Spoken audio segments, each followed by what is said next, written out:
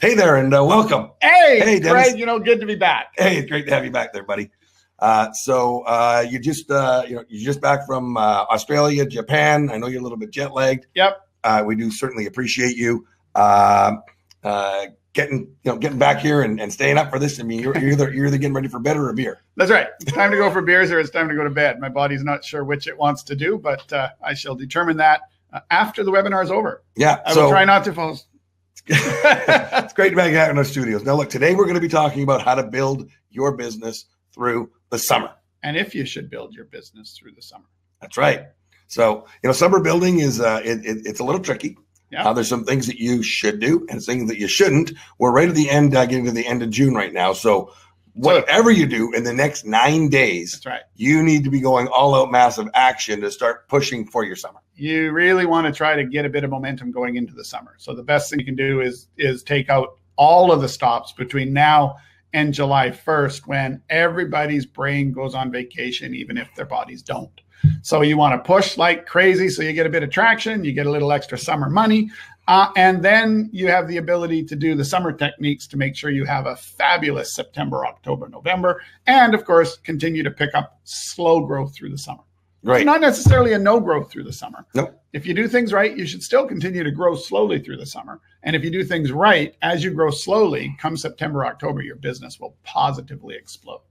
Yeah. So what happens in the summer is you're going to have a chance to be meeting people that family events, reunions, parties, all that, So number one rule for you this summer is you need to learn not to ever say no to an invitation to any kind of an event that your friends or family invite you to, because now you have an ulterior motive. And your ulterior motive, of course, is to go to those events and vomit all over them the information about your amazing product and your amazing business and how rich you're going to get and how much you want them to come with you so they can help you get rich. I mean, how much you want to help them get rich. Oh, Craig. Yeah.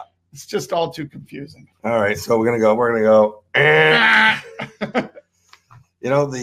The same rule applies that we've been teaching all these years and months and weeks of us doing these trainings. You can go back to the hour a day and see so much. We talk about the same thing.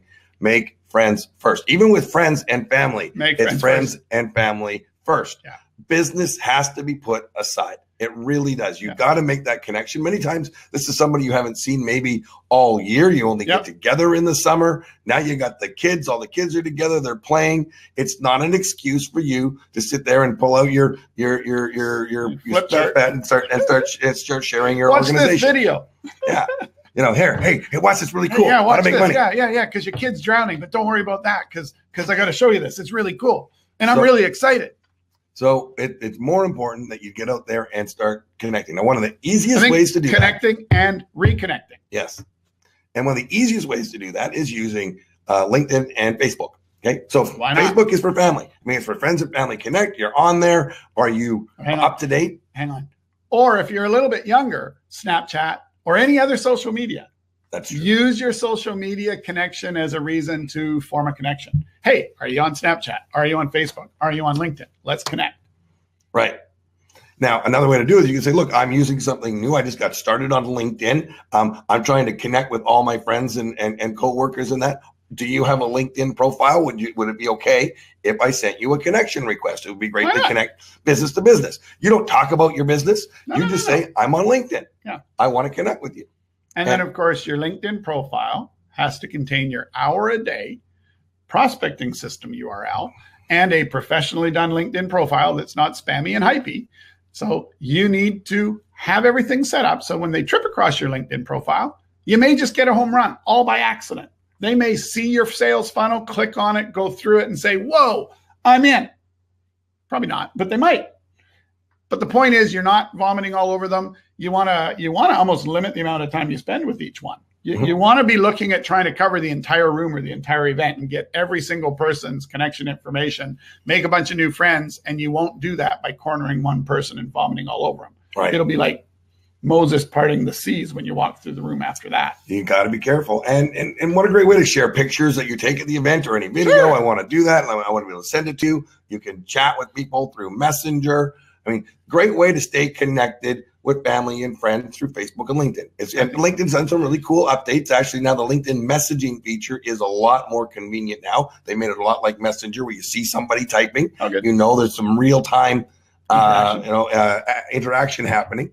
LinkedIn's great. You may find out that many people in that room are involved in a home business or have their own business or work, and that's why they're on LinkedIn. You may want to share this really cool app that you're using.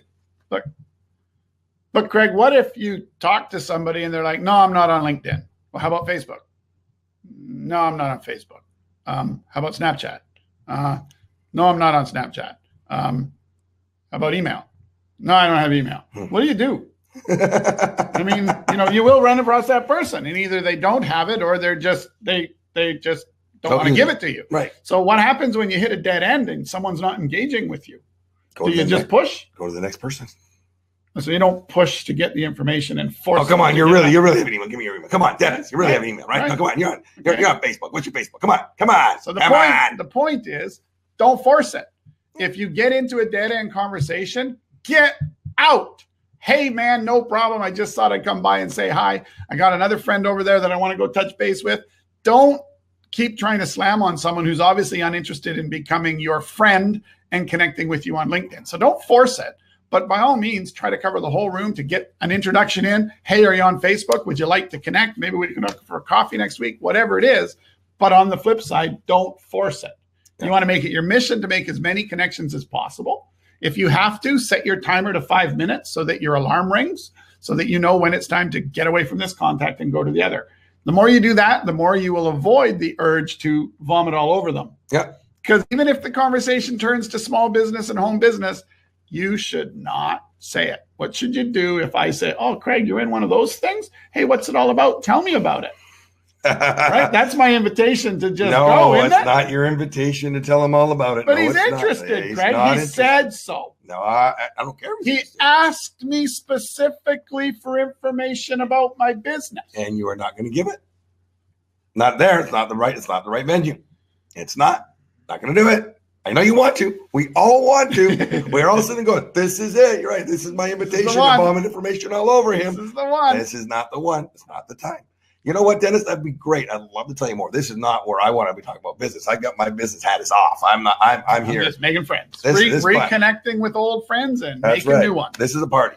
This is not a place to talk business. But if we connect on LinkedIn or Facebook and that, or give me your number, and we can certainly hook up sometime next week for a cup of coffee when I have that hat on. And we'll specifically talk about my business. Yeah.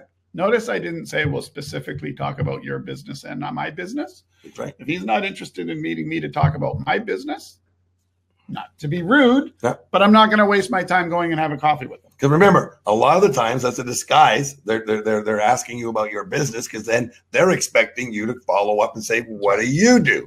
And they've got the same ulterior motive. So should the conversation go to, yeah, I'd love to have a cup of coffee with you so that I can tell you about my business while you tell me about mine, shut it down. Pull the ripcord, get out, or just make it really, really clear. Oh, man, I'm sorry. I'm extremely focused on my business. If you're interested in learning about it, I'd be happy to sit down for a cup of coffee. But I'm sorry, I wouldn't be interested in learning about yours. Yeah. But Craig, won't he be offended? You know what? If he's a professional, no. Is he going to be offended that he didn't get a chance to reverse prospect you? Could be. Does it really matter? No, because what did you lose? What did you lose by having someone whose only reason for wanting to meet you was to pitch their thing? What did you lose by having that person now not interested in having a cup of coffee? It was anything. You gained about an hour. You gained an hour. You gained hits to your belief. You gained not having to have someone attack your company and your products and try to make his sound like the best. So you've actually saved yourself a ton of aggravation, a ton of time, and your mojo, so you can go talk to them. And let's talk about that, because, in the summer months, now more and more people are going to spend time. So they got some time. The kids are away.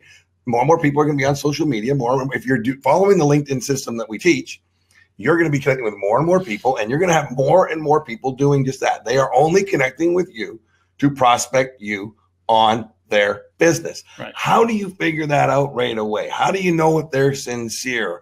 Is there some ways that you can get around this? Because even when you're out at events, I was at an event last night, and there was a group of people that were talking about this business opportunity, and it happened to be an illegal pyramid Ponzi scheme that they were all jumping up and down about. They picked the wrong person when they prospected me. But you're going to get this all the time. I mean, there's so many network marketing opportunities. And when you're getting to these events, there's going to be that, you show me yours, I'll show you mine. Let's sit down and do it. Don't play that game. It's a waste of your time. It's a waste of their time. It's a waste of everybody's time. Be happy where you are. If you're so unhappy with the company and the products you're dealing with that you want to listen to someone tell you about theirs, then you should quit yours and go find one that you're happy enough about to not want to listen to someone else's. Sorry, I said it. There you go. You're not in the right place if you want to listen about somebody else's. It's not about, I'm going to go listen to 30 more to decide which one's best for me. If you want to do that, then stop pretending in the business you're in right now and go find the one you want and then start for real. You're not going to get going in this business. I know there's all the systems that teach you how to build 3 at once. Man, I've been in this business a long time, and I've never seen people legitimately build 3 completely separate organizations. I hear about it all the time. Yeah, but I haven't ever had anyone prove to me they could do it. And if I did have someone try to prove it to me, my guess is they'd be a great big monster icon person who had a huge following, and they just built the next one with shrapnel from the first one, and so on and so forth. Like, it's just not something that a normal person can do. You can't chase 3 rabbits. No, one's hard enough. No, and that happens so often. I mean, people are going to come to you. You'll be so good at this. I connect with you on LinkedIn because I saw that you're in network marketing, and they immediately go into pitch mode. You may want to do what I did. I put on my profile, if you're an MLM, I want to be your friend, but don't pitch me. Yeah. I'm not pitchable. I'm not somebody that is going I'm not looking. Yeah, exactly. I'm happy. I'm focused. Put that on your profile. You know what? It saves so much time and energy. Your goal in any MLM is to go out there and as quickly as possible, find a group of people who think like you and feel like you about the products and opportunity and company you've chosen, and then get busy and build a sales network. Oops, said it again. Build a sales network, retail a ton of product, build a huge team, do the business the right way. That's a segue. I gotta jump in here because it's just ticking me off, man. This concept that we've moved into where the right way is sign everyone up as a preferred customer and make no money unless they build the business. I don't get this. In the old days, we said, look, buy your $1,000 worth of product. In the process of building your business, you're going to retail a bunch of your product. You're going to sign up some distributors and you'll have a $300 profit in your pocket, whether you ever sign someone or not, just by retailing your products. Go back to the basics that have always worked. If your products are so expensive that they can't be retailed, find another company because the government's coming for you anyways. Yeah. Right? Get into a business that you can retail the products as well as build your sales team, because that's the key to a new person not seeing $1,000 as a big deal. Yeah. When I joined, I'm like, $1,000, I get all this product. And I immediately did the calculation that when I sold it, I have $350 in my pocket. So I'm like, great, get it, sell it, pay the Visa card. And then I re-upped to the super duper mega program, whatever that was, for another $3,500. And within a couple of days, I sold it and I had another $900. So suddenly, instead of me seeing it as almost $5,000 investment, I was seeing it as $1,800 of profit. Yeah.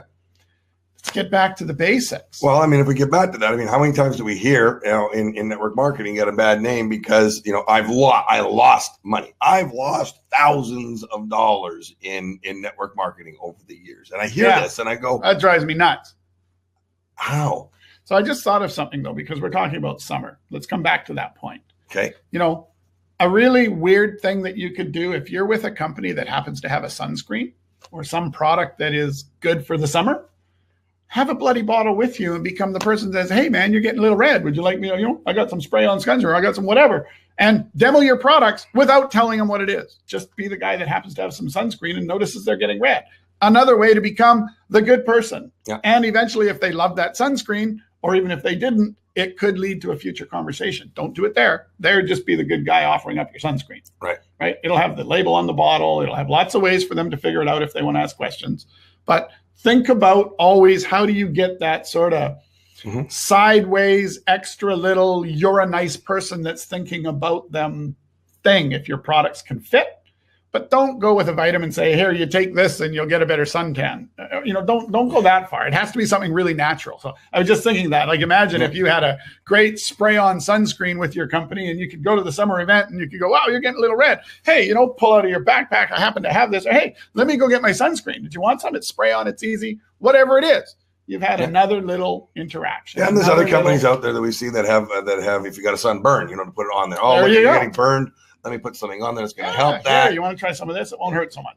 So think about the events you're going to and what the theme of them are. And if you happen to have some products that are a natural thing to talk about, by all means. Just be careful again. You're not forcing it. You mean we shouldn't be talking about the solar energy, our solar energy bill, or my coins, my digital currency. That's not. I can't cram those ones in. If you're in a digital currency company, first of all, make sure it's not a scam, because most of them are.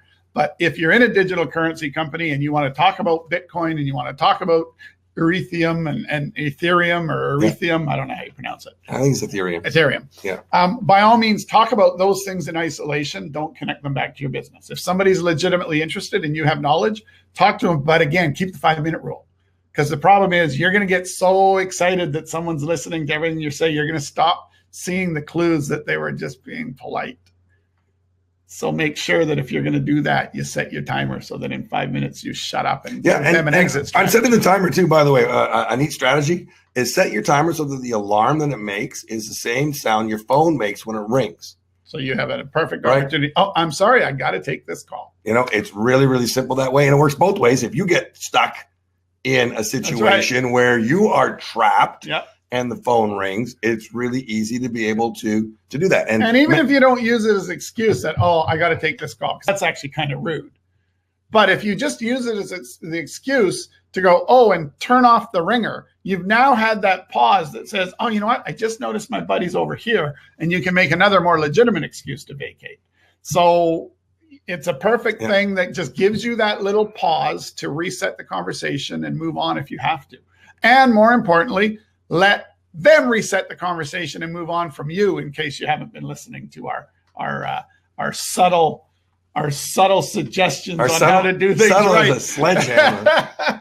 So some of the other things that you're going to do is you get out there on your social media and start pushing really hard. You'll start connecting, make friends first. Make friends. Whatever media platform you're using. I love using the hour-a-day system with LinkedIn and Facebook because it helps to keep you re-engaged in a conversation, especially over the summer. People aren't going to be on their social media as much over the summer. So you really need to have a way to keep those conversations going, not just over the first few days when you connect, but over a month or two. Because you're going to forget. Because you cannot possibly, I can't tell you how many times, Dennis, I go and a name comes up, and I missed it. I've got so many people. They asked me for more information about the products. Yep. And I missed it. And that's been sitting there for 2 days. That's right. They asked 2 days ago for more information. They're 40% less interested. They are. Later than when they. But in the old days. Got them before it was 100%. In the old days, I would have completely lost that conversation to begin with. Yeah. And then they would have thought they would have thought you're a bad person because you're not taking your business seriously. So even if you recovered, you'd never recover. They'd never join you in the business because you didn't act professionally. Right. Hour a day becomes the brain behind your brain. And I'm finding the older I get, the more important it is to have a backup brain. Well, I know I'm getting older because I have to wear glasses now to be able to see the computer. So, I mean, I blame this. That's what I'm blaming. I'm blaming this for my bad eyesight. I don't blame old age at all. No, I'm blaming technology. It's definitely not my age. I'm too young to be getting old.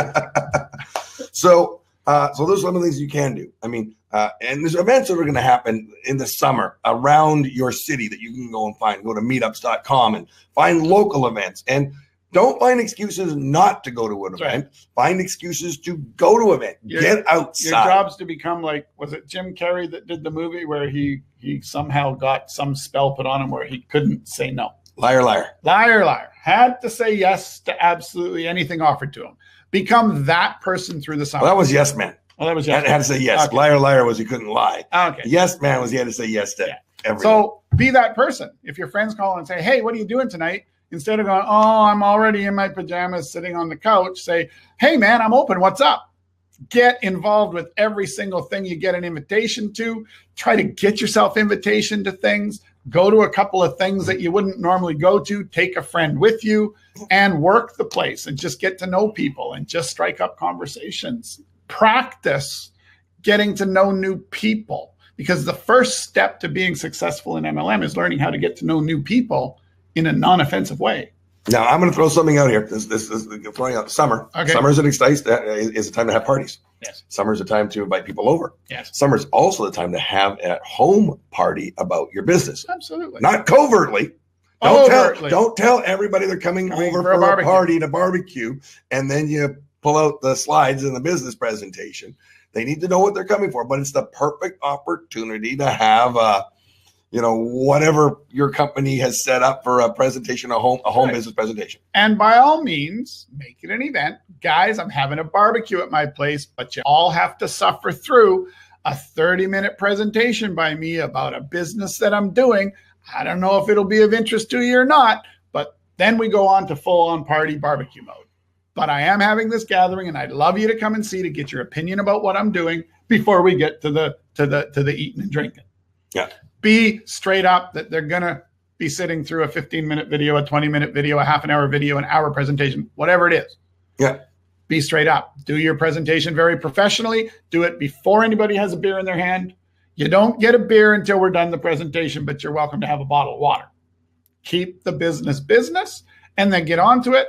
Or, depending on your products, you might be able to turn it into a whatever, everybody give each other facials, or it just depends on what your product is. You can get it more personal and more fun depending on your product, but just make sure you talk about the business and the products in a proper corporate approved presentation before you get to the barbecue, and invite everyone to the barbecue, but make it absolutely clear that there's first them learning about your business to give their opinion about it. Yeah. Opinion approach works really, really well. And it's fair to do that. I mean, you know what? I'm having this. I'm going to put this on. I'm really excited about what I'm doing. I'm not going to talk about it now. Don't give them all the information up front. Come to the barbecue. Now, I mean, don't lie to them. Yeah. I mean, you don't have to do the old, I'm not telling you the name of the company that I'm with, and I'm not telling you anything about it until you get here. I have so many people that say that's the approach that their outline has told them. You keep your lips absolutely sealed on it, and you can't tell them. It's a surprise. You want to give them as little information as possible, no doubt. But don't assume that they have any idea what your company name is, right? If they say is this network marketing? Absolutely. That's why I want your opinion about it. Yeah. Am I crazy? Tell me. Come and see this thing and tell me what you think. Yeah, and if you've been involved in your company for a while, and you haven't engaged in your company, and you're thinking, geez, I've been doing this for a couple of years. I'm not making any money yet. How do I go out there and approach somebody? We learned it, and it was BWIGS, Bwigs. Remember those? When I got started. And when I got serious. But when I got serious. So you can always do that. It's really simple. I've been a customer for the last couple of years. I never even thought about this, but when I got serious about the business, I started making some money. Yeah. So it really works out well. You don't have to be successful to start building your business. I've just decided to get serious about building my business. Yeah. That's why I'm putting on this barbecue, to see who might want to come and play with me. Yeah, I've been testing out these products for the last year, 2 years, however long it is. I've been using them into forever. Your story. They've been really great for me. And I thought, hey, maybe I could share them with a few of my friends. And you know what? There's actually a little business opportunity. And I'd be kind of crazy not to share it because these products are so good. So try to get to as many events as you can, as many barbecues, as many house parties, as many get together after work for some beers, or baseball get-togethers, or do you want to come and watch my son play Little League? No, but you do. Like every single invitation you can get, or every single invitation you can wangle your way into, consider it your job. And then your job is to simply get to know as many people as possible and connect to them on LinkedIn or Facebook. And that's it. You're not there to pitch your business. You're just there to make new legitimate friends. What happens if you accidentally met your next best friend and they didn't join you in the business? You met your next best friend. What do you have to lose? Friends are good. Your next best friend might just introduce you to the person who is the next perfect team member on your team. Yeah. Right? Very, very possible. Just make friends and be straight up about what you're doing. So hopefully that gives you some ideas of what you can do in the summer. You're going to work hard. You're going to make some friends first.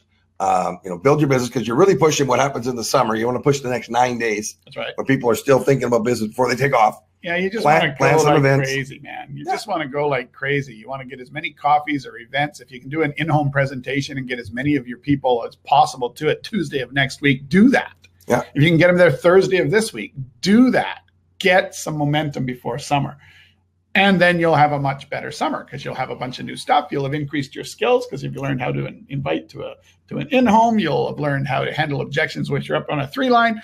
Get the next 9 days going as hard as you can, learn as much as you can, increase your skills as much as you can so you can increase your success rate as you go and build a brand new database to work from through the summer. Now, the other cool thing about the summer is that you're going to have some time. You're going to probably find some more me time, that things are going on in events. So here's a good time to start reading some books. Sure. And I know you got a new book coming out. I do. Yeah. So that'll be really cool when you get that. And I got a new one coming out pretty soon. We'll certainly be announcing as these come out. But there's other things out there that I think are essential reads, and you can find them on Amazon, and a lot of them are actually sales. Absolutely. Books. I mean, on sales. MLM is a sales business. If you're doing it right, you're retailing product at a profitable rate, according to the Herbalife settlement. So you're retailing products at a profitable rate. You're not giving people your stuff at cost. You're not hiding the fact that the product's retailed. You're not signing them up as a preferred customer. You're buying product and selling it to people or referring to a website where they pay the retail price instead of becoming a member to get it cheaper, right? Do the business right. You're going to move a pile of product. You're going to make some money. And by accident, you might start building a team as well. Exactly. So, so read some good books. One of my favorites, and you can still find it on Amazon, is the Greatest Networker in the World. Yes. By John Milton Fogg. Yeah. Really, really. I mean, I stuck to that book like you wouldn't. I mean, I just wanted to be that. I wanted to be that guy. That's right. Yeah. And many times you got the initials monogrammed in the cuff in the same color fabric in my custom made shirt. subtle yet classy. Yeah. Even fits over my Fitbit because a normal shirt doesn't. But if you go. Just spend a few bucks and get them custom made, it works. He went Rolex. You went. I went Breitling. You went Breitling. Yeah. I went Mont Blanc. Yeah. So it didn't go. You got to have your toys and trinkets, but yeah. Greatest Networker in the World. It's a very inspiring book for MLM. It's just a story. It's not heavy duty training until you actually get further in your career to realize that it's probably the most heavy duty training you ever could get. Yeah. It's about doing MLM with class instead of being spammy gabby. I mean, goodness gracious. Yeah. Anything you find by Og Mandino out there. I mean, he's got Napoleon Hill, Think and Grow Rich. It's a must. It's not specific to the network marketing industry, but it'll put you in a different mindset to see how the world works. Great book. I mean, go and search MLM books on Amazon and buy as many as you can afford and read them. Yeah. They're all going to tell you the same thing. And by about the 9th one, you'll realize that now you just need to go get into action. And of course, action supersedes everything. So if you ever have the option to be at an event making friends versus sitting at home with the excuse that you got this good book from Amazon about how to do your MLM business, you always pick the event. Exactly. The book reading is for when you're in the washroom or absolutely can't be out there finding new friends and prospecting in your business. Don't do training when you can be building. Do training when you cannot. No, do training when you cannot be building. That's right. Never be sitting on the couch at 7:00 on a Thursday when someone invited you to a barbecue. You need to be at that barbecue. Yeah. So, but yeah, getting your own self-help and getting your own, fixing your own brain to be more comfortable, upping your skills, upping your self-motivation. All those are a part of the journey that MLM gets you through. And the summer is a nice time because even if you're a little frustrated with your business, the sunshine will pick you up and make you happy. Exactly. I'm talking like everybody's from Vancouver, where it's been doom and gloom and crap for the last 8 months. People in Florida are like, well, hang on, it's always sunny. or Arizona. It's too hot. That's right. It's too hot. Can you turn the temperature down? Huh? Well, did you hear in Death Valley right now? And this will date our event here. But they literally couldn't fly the planes out. The planes are all grounded because it was too hot. They can't get the lift. And let's remember, that's not 737s. That's all the little turbo jets. The story was not very specific about what couldn't take off. But it is also possible to get hot enough to where big planes can't take off as well. I know because I have a pilot's license. Yeah, and on a warm summer day, it is just forever. You know, the runway gets closer and closer to the end. You're like, is this going to work? Like, we followed all the rules and it's supposed to work, and I'm still not getting off the runway. Almost to the point of slapping on the brakes. And then, you pop up and it's soft and spongy and it doesn't feel right. And it's a little bit scary.